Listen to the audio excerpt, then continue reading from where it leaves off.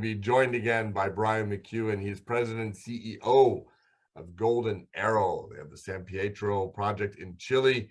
I referenced that Chile seems to be heading back in the right direction. Front page story on the Northern Miner this week. Let me tell you all a little bit about Brian. He is a professional geologist with more than 30 years of exploration and production experience in open pit and underground mining projects. Extent of his experience is global. He's managed numerous projects, not only in Canada and the US, but also in Europe, Asia, Africa, and throughout Latin America. His previous roles include project management, economic resource and reserve calculations for various precious and base metal companies worldwide, including BHP, CM Antamina, Teck, Hochschild, and Phelps Dodge, among many others. Brian, welcome back to the Global Mining Symposium. It's great when we have these chances to check in with you and Golden Arrow and what is going on. How are you doing today? I'm doing great, Tony. Thanks for having me. Excellent. Well, it's great to have you here. Where are you joining us from today? I'm also from Vancouver, where it's not so sunny today, but it's always a good place to be. Excellent, excellent. Yes, one of my favorite cities indeed, and glad to get Vancouver starting to represent a little more as the show goes on. Okay, we will turn it over to you, Brian, and we will watch attentively. We can hear you, but the microphone isn't spectacular, so I don't know if you can maybe move a little bit closer to the computer, or if there's anything you can do there. Like I said, go again.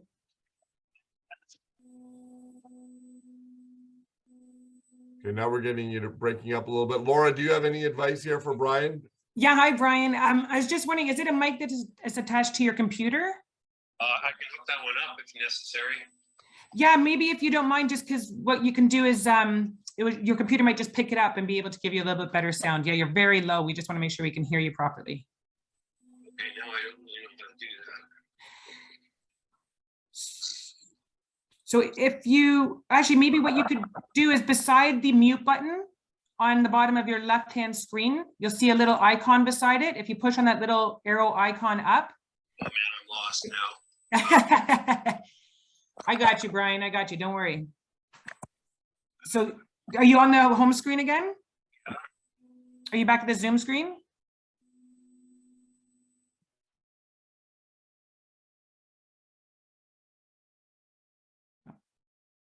Okay, how's that work? Oh, perfect. Now you're good. Awesome. All right, over to you, Brian. You're coming through beautifully now. I guess I can't hear me. Well, you're coming through wonderfully. So if you just want to charge ahead, okay, you're loud and clear. Okay. Anyway, sorry about the technical problems every single time I do this. Anyways, I'm very happy to be back here and happy to be talking about what's going on in Golden Arrow, because I think it's a very exciting time for the company. Can't talk about the future without talking a little bit about the past. And this picture that we're looking at on the screen is a reason for our success right now is because of the recent success we had on our Chinchillas project, which is a pit you can see there on the left side of the screen.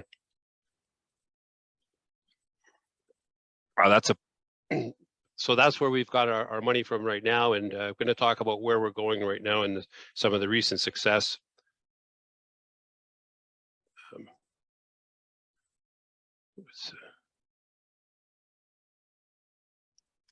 Oh man, why is this not working?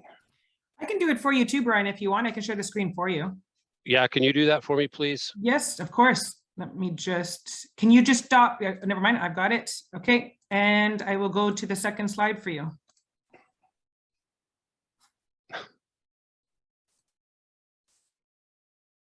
Okay, again, sorry for the technical problems. Don't worry at all, Brian. No worries at all, Brian. Anyways, this is, I will be making some forward-looking statements, and this is cautionary notes that you're all familiar with, so you've been warned. Moving forward now, as I mentioned, you can't talk about the future without talking a little bit about the past. Golden Arrow is a member of the Grosso Group, member of company that's been working mostly in Argentina since 1993. And in those 27 years, we've had 4 discoveries, and our most recent one the Chinchillas project, which I'll talk a little bit more about coming up. In the earlier talk of the previous presenter, they talked about the teams and the management experience, and I couldn't agree more with that. And that's what you get with the Grossa Group. Next slide, please. The Chinchilla story is really an incredible success story. We discovered Chinchillas back in 2012, drill holes in the ground, and we saw a path to a PEA. We wanted to get this looking good because of our neighbor. We convinced them to do a study with us, and long story short, we were in production, commercial production in 2018. We monetized our share of that project in 2019, and that allowed us to load up the coffers and go shopping for other projects in other areas. And next slide, please. And in that time, we looked at a lot of different things. We did kick a lot of tires, and then last year we came across an opportunity in Chile. It was a closed bid process. We bid on the project and we won, and that was it's what I'm going to talk about today. And this is a project, we own 100% of it. It's 18,000 or slightly more than 18,000 hectares, so 180 square kilometers. We've got several targets on the project. I was there just a couple of weeks ago, and it's even better than I'd imagined. And we really believe this is one of these projects, again, that we can take and repeat the Chinchilla style of opportunity and success because of its location and the actual quality of the projects we're looking at. Next slide. And you're looking at these projects, it's any kind of a mining project. It always has to do with your location and how expensive it is going to be to work there. And I don't think you can have a better location than where we're located in near Copiapó, about 100 kilometers north of Copiapó, an area that's supported by a very strong labor force in mining. It's definitely a mining community with lots of mines in the area.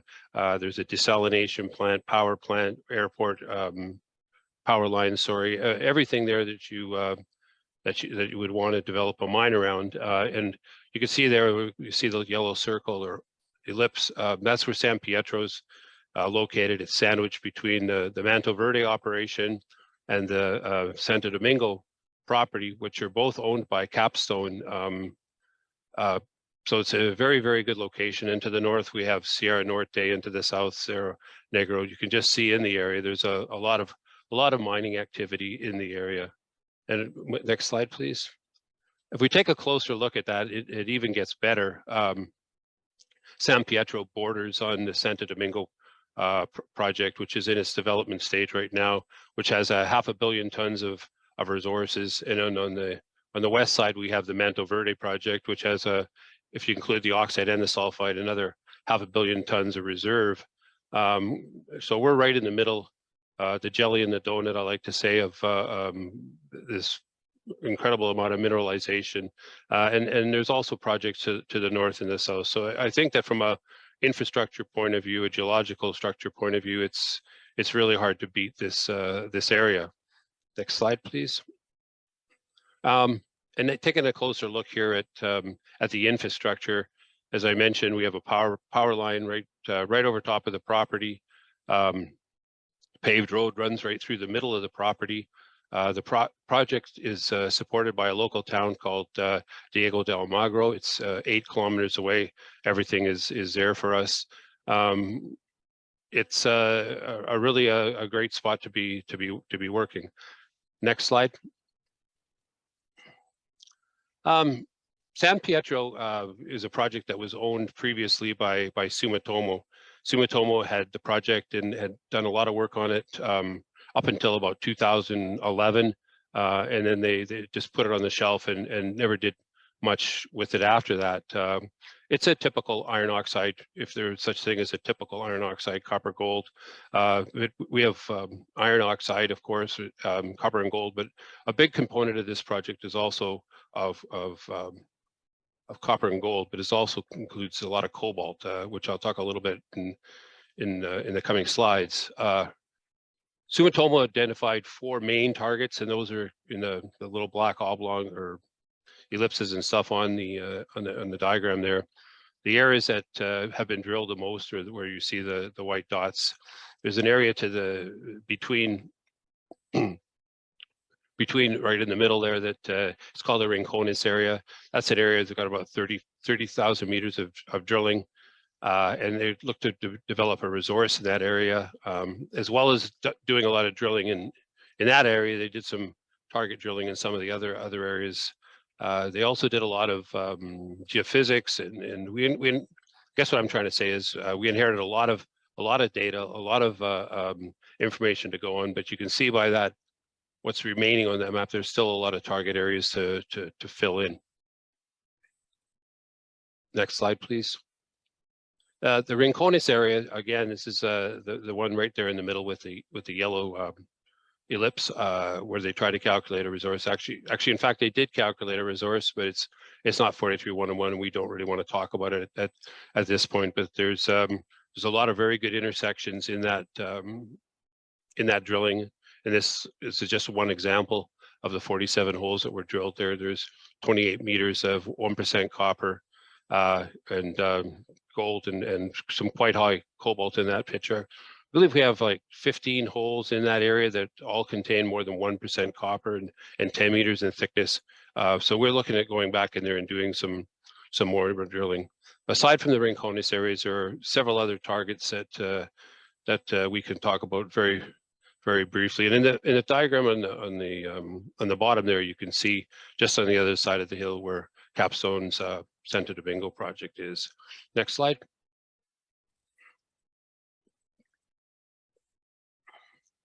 And looking to just to the south of the Rincones areas that was drilled, you can start to see why Sumitomo might not have been so interested in this project, as they were drilling as a copper target. You can see the copper grades are nothing there to get very excited about. But if you look at the cobalt grades are very interesting, very high. That's actually thinking back to the slide where it talked about the resources in Santo Domingo. They have about 235 ppms or grams per ton in their project as part of the mine that they're developing. So these grades are significant, and we're seeing cobalt grades like this throughout the property. Next slide, please. And cobalt, of course, is used in as a component in lithium batteries, and I like this. This is a slide that we actually borrowed from Capstone's webpage. The potential of a cobalt production in Chile has been underappreciated for decades. Projections for demand growth suggested it could triple in size by 2030, mainly due to the development of electromobility. And that really is the case. When Capstone did their feasibility study on the Santo Domingo project, it was only once they went back and looked at the cobalt and adding a roaster and recovering the cobalt that it actually made a lot of sense. And so that's why that project is going forward. And when you look at what we're looking at for cobalt demand in the world in the coming years, and where it's currently being mined and produced, it's none of these are really places on my bucket list, so a safer supply of cobalt is going to be a very welcome thing. Next slide, please. So what do we got coming up? As I mentioned, or I meant to mention, that we had several targets, a lot of targets that are going to require some more work. And so we've got a geophysics program starting later this year. We're in the process of relogging the core because we found some inconsistencies and some different things than what previous people had, and that's coinciding with what we're seeing on the surface. So we're doing a detailed surface mapping and all of these things ahead of our drilling program. We were quite pleasantly surprised. We went through the whole process of permitting to get the drilling licenses. We were told it would probably take several months, but lucky to get them next year. And lo and behold, we've already got the permits for the drilling. So those are in place. The money for the drilling program is in place, and we're all set to go. But I want to make sure that we drill these. We know the full potential of the project. We look at some of these other areas and go about this in a very methodical way. Next slide, please. So right now, this is what the capital structure looks like. We got about 115 million shares outstanding. Our recent market cap's around around 15 million. We still have about $9 million in cash and cash equivalents. That is leveraged very highly to our holdings in SSR. And when those shares go down, way down like they are right now, it affects our cash and cash equivalents. And when it goes up, of course, it goes the other direction. And so we're hoping that with everybody on the call, it's silver and gold and all metals will go back to where they once were not that long ago. And last slide, please. And again, this is what was said in the previous presentation, and I couldn't agree more. And I think it's important to anybody that's out looking at whether or not I should invest in the junior mining space is what is the management? Have they done this before? Have they got strong technical people? Have they got it on the business side, the legal side? And we have all that. A strong treasury helps, or is the company going to look at doing a financing, a dilutive financing right out of the gate? No, we've got, we're well funded through the next couple of years anyways, well, depending on what we find, how we proceed, and what is the area they're looking at geopolitically. Is it safe? Is it, have they got a good project? And I dare say there's not very many places that are a better mining spot to be in Chile, and with the type of infrastructure where we see in Copiapó. So we've got those three things covered. And again, I apologize for technical difficulties, but if you remember only one part of this presentation, that last slide's a pretty important one. And the last slide, please. Oh, and that's from our recent trip to the site.